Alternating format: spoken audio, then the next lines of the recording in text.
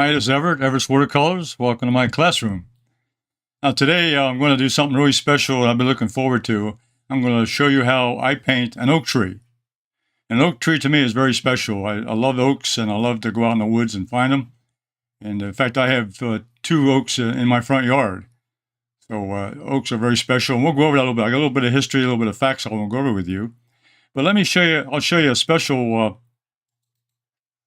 tree I found a picture of. This is called the Angel Oak Tree, and it's located in Charleston, South Carolina. Now, this tree is estimated to be 400 to 500 years old. It stands 85 feet high.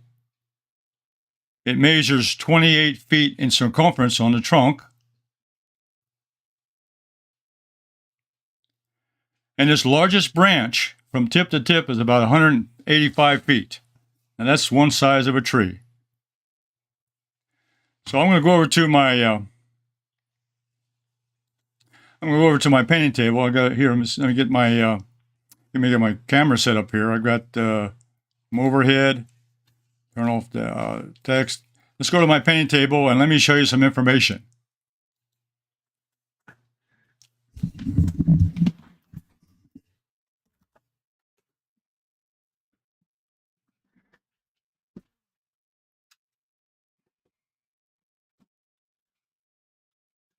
Gloria's in the studio with me today. Hello. And she'll be checking the messages and following the broadcast.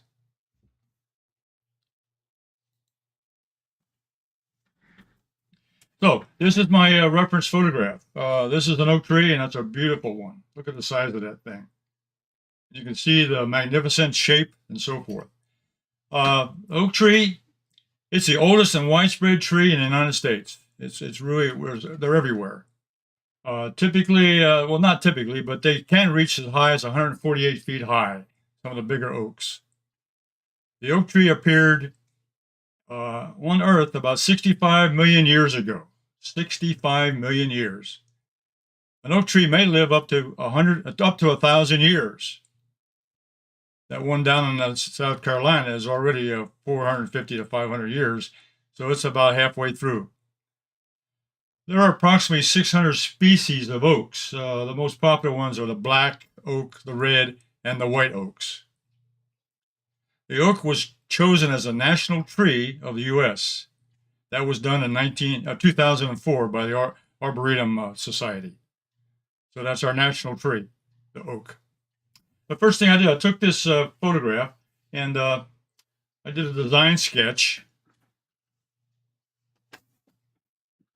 And it's very important here what I do on a design sketch. First of all, I got the outline of the tree, outline of the branches, and I also was looking at the limbs, how they are located, and the structure of the tree. And also more important is also the sky holes. These are the little places that have the sun shining through, and that's where the birds can fly through. I call them sky holes, and sometimes you'll hear them described as bird holes, where the birds fly through. But this would be a typical shape of this particular photograph that I have. But I did that just to give me an idea of the structure of the tree. Then from that design, I went ahead and I played around with the brush strokes. And I used several brushes to do this, but I chose a couple of brushes I'm going to show you today. And also the colors. I'm going to use the quinacridone gold for my yellow and mix that in with ultramarine blue to give me a green. And these are the green variations I can get with that mixture. So I played around with some of the shapes and I played around with some of the brush strokes. So that's the first thing you want to do when you do a painting. You want to get familiar with the subject, but also get familiar with how you're going to paint the subject. Now here's another example of some more exercises I did before I start. Getting the trunk of the tree. Also, I use the brush strokes up here. I'll even use the spray bottle. So today I'm going to use quite a few different things. And this is going to be mixed media. And what I mean by mixed media is I'm going to use the acrylic black paint to mark in the limbs and the leaf and the branches. And the reason I do that is because I'm going to go in there with a lot of watercolor on top of that. And if I put watercolor down here on the limbs and branches, they'll get smudged and also be knocked down with the overlaying washes that I'm going to do. So I'm putting the acrylic here to define the branches and limbs, and then I'm going to paint watercolor over top with the sky in the background and the leaves. So this will be a mixed media painting.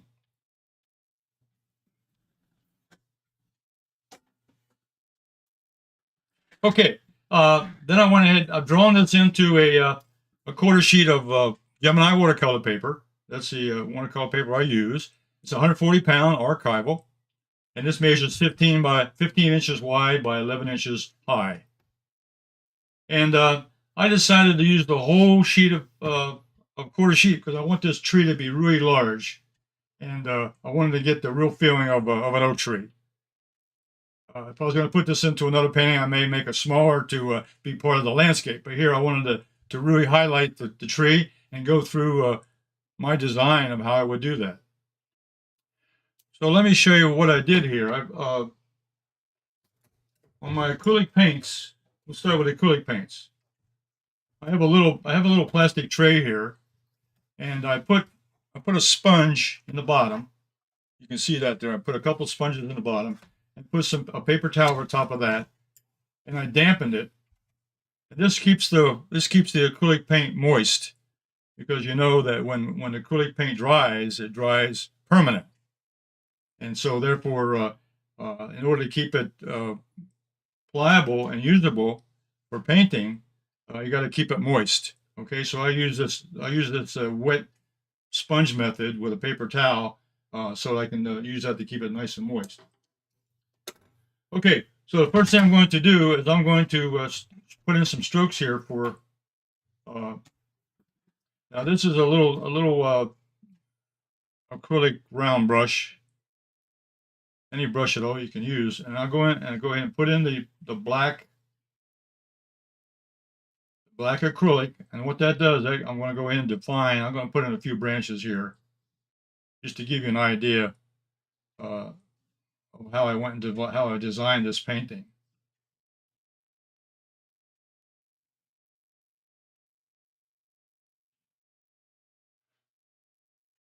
So this would protect the painting from spreading when I put the watercolor inside. Okay, now and the larger branches would go out from here, and I'm following the. I use the photograph as a model here, and I put in the branches as I saw them, and also the shape of the branches with the leaves on. So this became. You can see here when you do an oak tree, you want to follow it, or any kind of a tree. When you get a tree, you want to follow the shape of the branches, the characteristic of the tree. And this one has a lot of, if you'll notice on a branch, if you study branches, they go out in segments. For example, they'll grow to a certain length, and then they'll branch off to another length. And that's how the tree grows.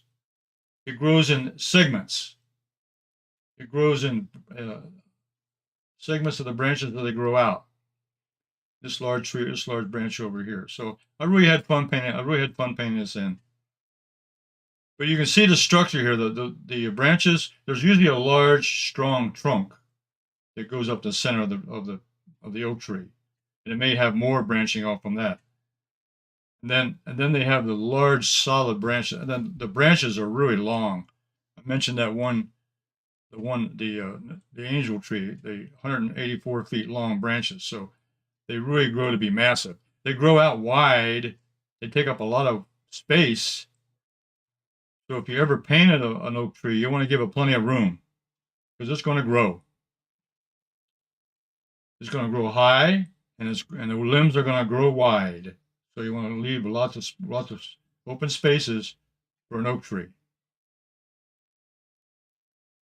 It'd be a shame to have to chop it down or cut it down when it got into a certain point. All right, this gives you an idea here of just getting the branches set. And then push out the brush. Then I have a small rigger brush, and that's where I put in the fine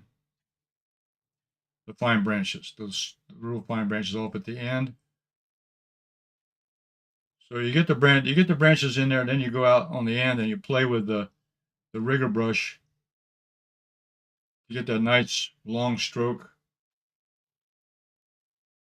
I think the limbs of an oak tree are very elegant. They go out and they reach out real far. They look like fingers, and they kind of dance in the wind, and they just have curves, and they go out and they branch out. Now the oak wood is very strong because most of the hardwood floors are made out of oak. And then some of the old ships, when they built the old vessels, they were made out of oak because the oak was very strong and it could take a lot of wear and tear. So oak is a lot. It's been there 65 million years on the earth. So the oak tree has been around a long time and it has had lots of uses. Now people use the oak tree also to in some hobbies. The kilns are very. When you burn oak, it makes a very hot fire. So they're ideal for heating a home in a fireplace, or for let's say for a craftsman building a clay model would use oak to fire his kiln up. And I'm painting this out to show you that the branches are very widespreading. They have lots of flair to them, and the rigger brush is what I use for that. Now, also down here at the bottom, I have a little bit of burnt sienna, and down here at the bottom, I'll put in some. I'll be putting in some of the tall weeds, a little bit of brown grass down here. So this is what that's what I use the burnt sienna for. To put in some of the foreground, a little bit of foreground bushes, not bushes, but weeds and tall grass. So that was used down here, and also that was done. I used that to use the acrylic so that when I put the washes over it, it won't wash away. And then for the rigger, and when I started painting years ago, over 25 years ago, I started out using acrylic. And I was taught then by a watercolor artist who was my first instructor was a watercolor artist. And he showed me at that time that all I had to do was water down the acrylics and I could paint just like a watercolor. And that's how I started. I watered down the acrylic paint and painted just like the watercolor techniques. So that's how I started over 25 years ago. It's closer to 35 years now that I've been painting. So using the little rigger brush, then I put in the tall weeds and so forth down at the bottom. Okay, so that kind of gives you an idea of how I started this design. And then I close up this box. Now I can reuse this paint later on. And before I leave, I want to make sure I rinse out you want to make sure when you use the acrylic brushes that you wash them out real good. Because if you don't, the acrylic's going to dry on your brushes and it'll ruin them. I can talk from experience over the years when I started out. If you don't take care of your brushes, you can damage them, and especially with acrylic paint. So what I'm doing now is I'm making sure that before I stop here, I washed out the brushes in water. And as a water-based media, it's very similar to watercolor, except when the acrylic dries, it dries permanently. Let's see, what I've done then, I've gone ahead, I showed you my practice here, how I started, and I went ahead and finished this off so I can move ahead into the fun part. So this is where I left off with the acrylic paints. And I added in the branches and the twigs and so forth. And I showed you here that I was going to put in the the tall grass, the tall grass and weeds here at the bottom. Okay, so my next step now is going to be to go into the watercolor. So let me get my, I'm going to show you my equipment I'm going to be using today. Let me take my top off here.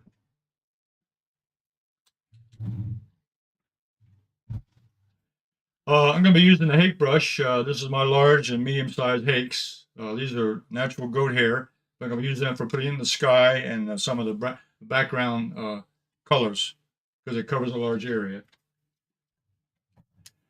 And I found that as I was practicing my brush strokes on the leaves, the most interesting brush I have, which really worked well, was this natural hair quill brush. It holds a lot of paint, a lot of paint and liquid, so that it covers very nicely. So this is what I'm going to use today, depending on the leaves.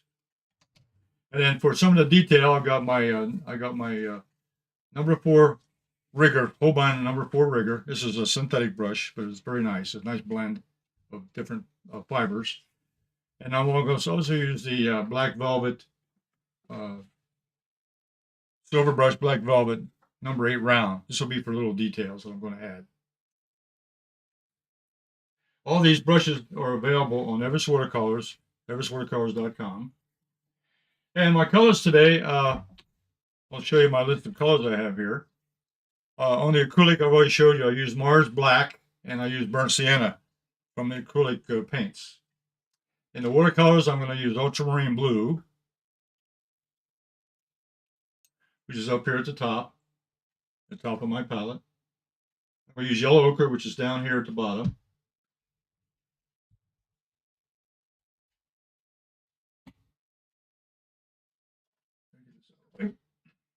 Quinacridone Gold. Quinacridone Gold is over here. This is this color right here. I'm going to mix that with the Ultramarine Blue to give me the green. The yellow and the blue will give me the green mix. And also going to put maybe a little bit of Burnt Sienna on the trunk and maybe some of the background. So those are the colors I'm going to use today. In watercolor, Ultramarine Blue, Yellow Ochre, Quinacridone Gold, and Burnt Sienna. The Ultramarine Blue and the Quinacridone Gold will mix to give me the green. Okay, so I'm going to need a lot of paint here, so because I've got a large painting here to finish. So I'm going to mix up. Now, when I mix a color, I'm going to mix the Quinacridone Yellow and Ultramarine Blue. I always start with the lighter color first. So I'm going to pick up the Quinacridone Gold. And it's going to be about a 2-to-1 ratio, about one part of yellow and 2 parts blue to make the green. I'm going to start down here with the Quinacridone Gold. Rinse out the brush a little bit and pick up Ultramarine. Now you can see here as I start mixing it in, you start turning the green already. Nice medium value green and then very dark green, depending on how much blue I put in with the yellow. So I can control the amount of concentration of the blue and the yellow just by mixing it here at the top. I call this a paint trail, a value trail. I'm going from dark to light. I call that a paint trail. It's the trail of the colors.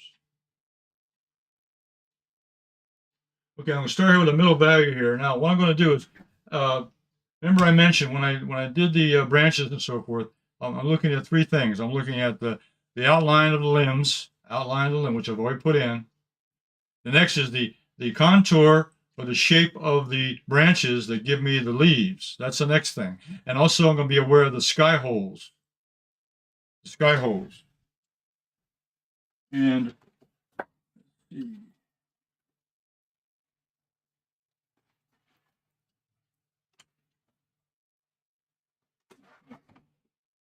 I want to show you. I want to make sure.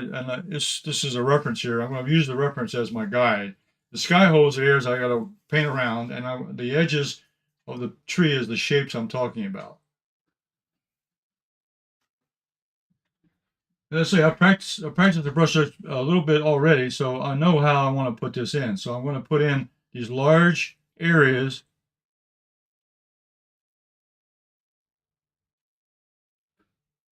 Starting with a middle value, which is a mixture of that quinacridone gold and ultramarine blue. As I go back into my palette, I pick up another color. I mean, I vary the color just by picking up another value. I pick up a more yellow. In some cases, I'll pick up more blue. So I'll vary the actual color that I pick up.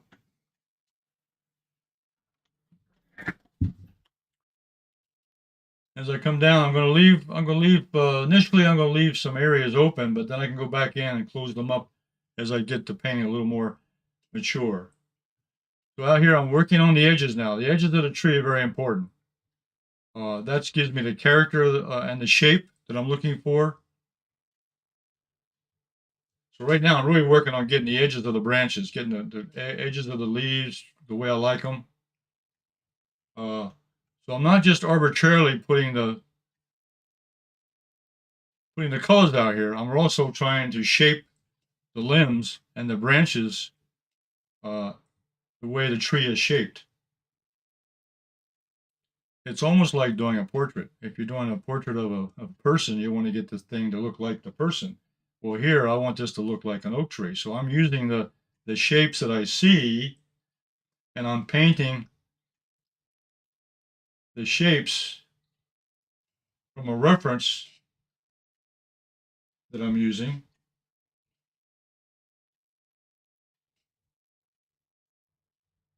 And you'll notice here that I'm leaving lots of space here to go back in later on and close it up. But for right now, I want them to be fairly open so I can always have an option of going back in and closing them up later on.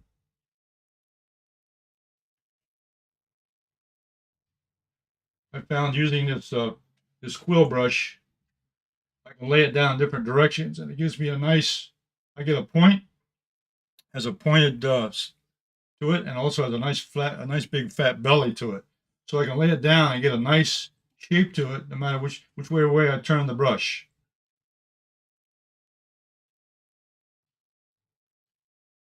So I can use one end of it, and then the other side I can come in and do the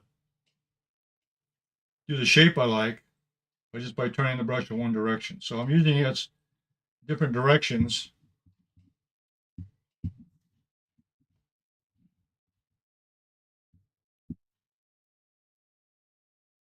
I'm using it vertically. I'm using the side of it. I'm using the end of the brush, the pointed edge.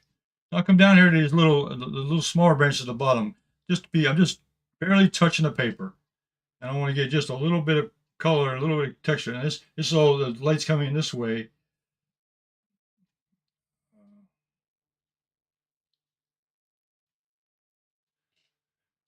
I think what I'm going to have to do, I'm going to have to go over on another painting how I did the background. I might have to do that on the practice one. And there's branches. I'll lay the brush this way. So the only way you're going to learn how to paint a tree is to get the brush and then study how the branches fall, and then I'll practice the strokes that will make those branches. And if you're painting leaves, what the leaves will look like. And I'm not finished yet. This is just the beginning.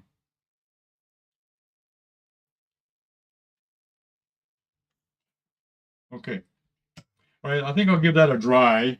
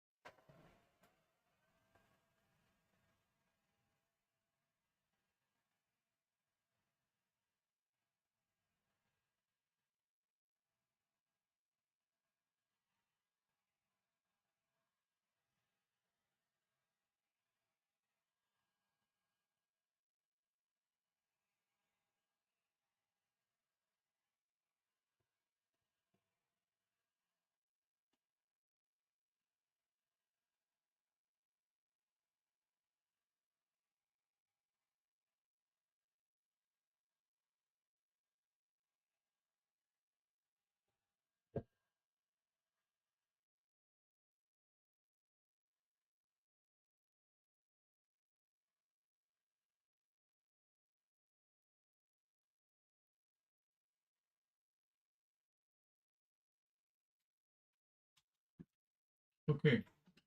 Now the next thing I'm using a natural sponge, and the natural sponge will pick up a lot of color.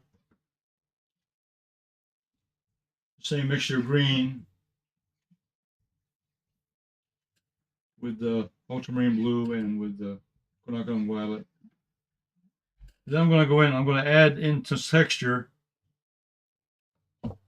on top of what I just did. And this will give the looks of leaves. This natural sponge has all these rough edges to it, and they'll give the texture that I want to look like the leaves that I'm looking for.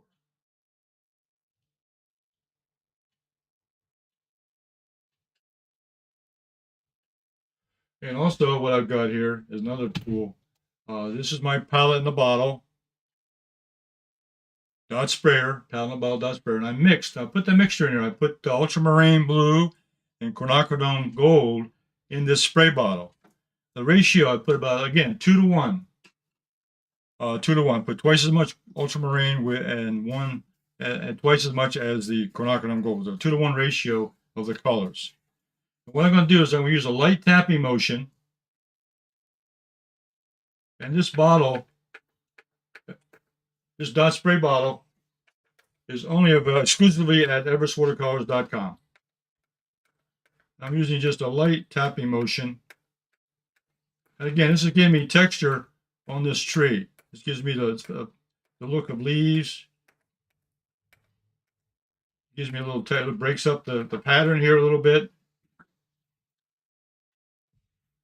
Now I can go in with my my dot spray bottle, my palette in the bottle dot spray with just water in it, and I can hold it back up here and I spray on top of that, and that breaks those dots up a little bit, and they turn into a different shape like leaves.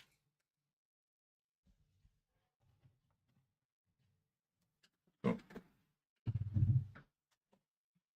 I'm going to give this a little bit of dry.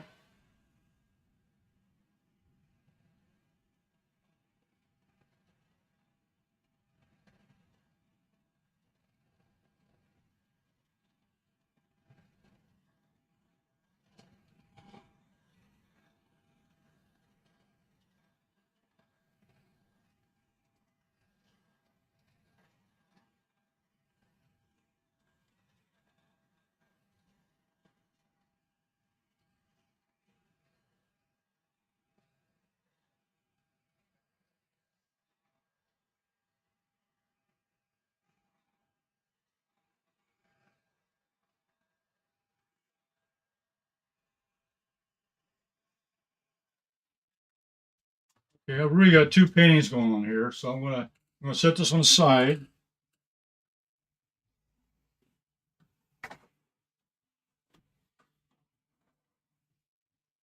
And I'm going to bring this one back on again, okay? And this demonstration here now is to show you how I did the background tree, background sky. I've got it elevated about 15 degrees. This will make allow the water to flow down on the paper. So I did a little prop underneath there to prop it about 15 degrees, very high elevation.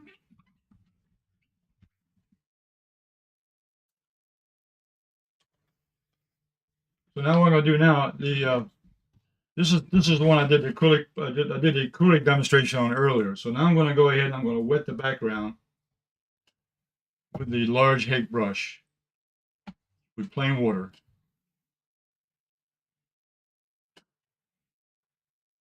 Down to the horizon area. Okay. So this Hake brush carries a lot of water, and this is nice for doing backgrounds in this case. Now, if I didn't have this covered,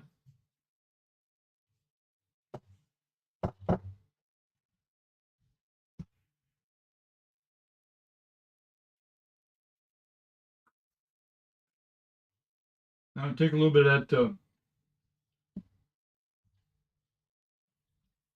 ultramarine blue. Now use a smaller Hake brush.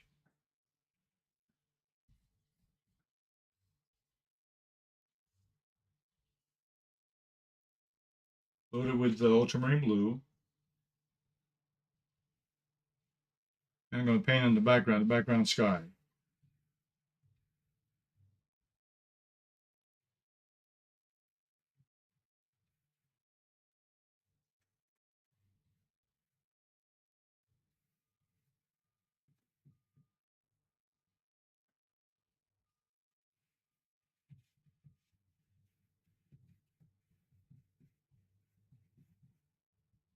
Make it a little darker over here to one side, so the light's coming from the right side. So I'll make the left side top a little darker to show that it's a little less light over here. To give me the impression that the light's coming from the right side of the sky, where the sun is. And down here at the bottom of the sky, I'm going to put a little bit of yellow ochre in. A little bit.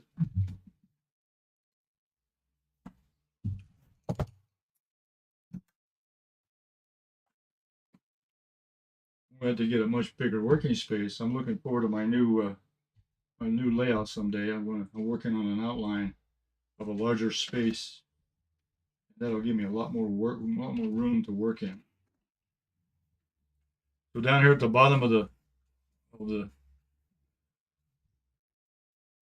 sky, I'm gonna put a little bit of that yellow in, just to give a more realistic approach here to the bottom. Okay. Let me give that a dry.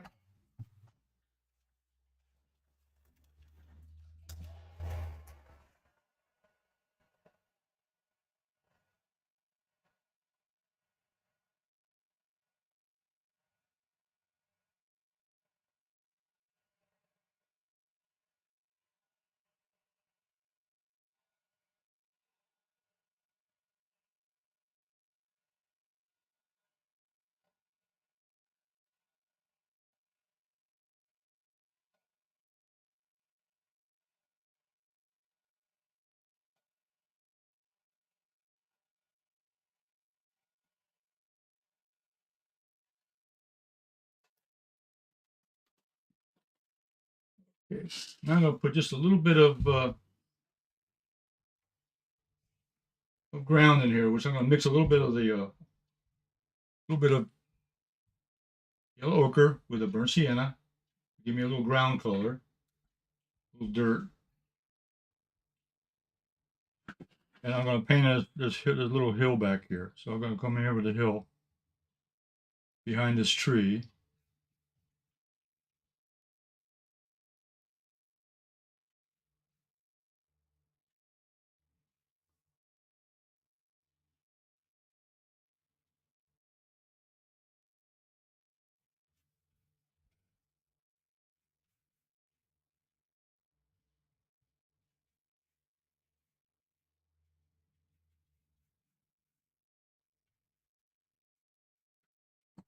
And I'm going to take just a dab. I'm going to pick up a little bit of, wasn't on my paint list, but I'm going to take just a little bit of green #1 here and just kind of put it in here. This should show maybe some grass growing out here in the back, just to break up that color. Whenever I paint a landscape, I never use one solid color. I always mix it in with something else. So a little bit of green in there gives a little indication of the grass on the terrain back there. And actually, what I do here on the tree, I'll put a little bit of burnt sienna maybe on the tree itself, because the sun's coming this way. It would just this side of the tree would be a little bit lighter. A little bit of burnt sienna on this side over here.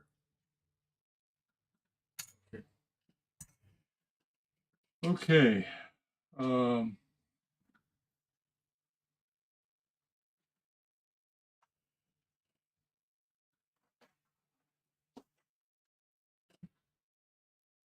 Okay, now what the problem here is, when I got so excited about this that I did the leaves on the tree with the branches, and I wanted to put in the sky first before I put the branches on. So what I want to show you here, that this is really a two-step process. I put in the acrylic outline of the branches, which is what I did. Then I wanted to dry that, then go in and put in the background sky, and then the ground. Then once that dries, I'd go in and paint the leaves over top of that. So step one was the tree branches. Step two was the sky and background. And step three was the leaves on the tree. So what I did in preparation, I went ahead and did a whole complete painting.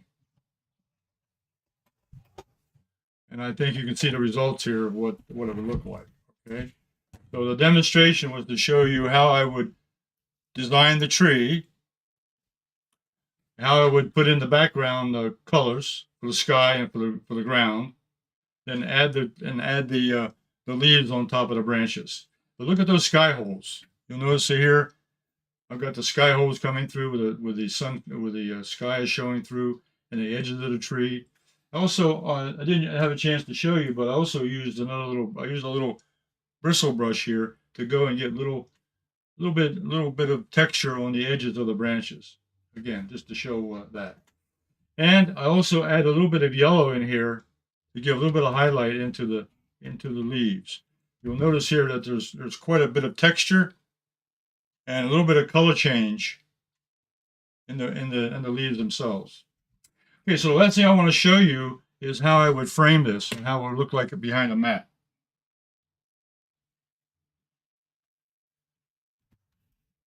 So let's get this behind. Put this up on that. The brush is out of the way.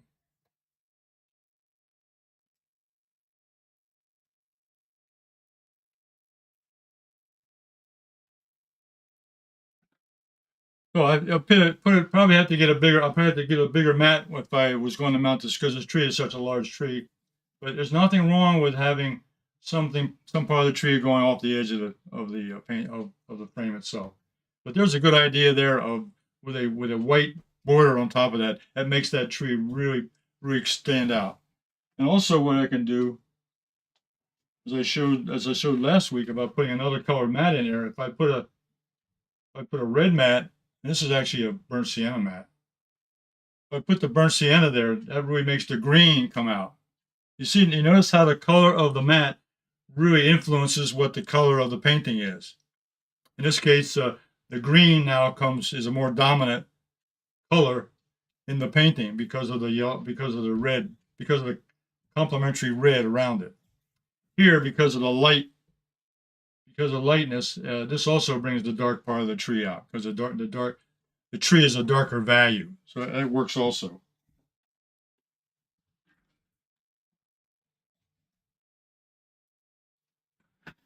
Let's go over to my main camera.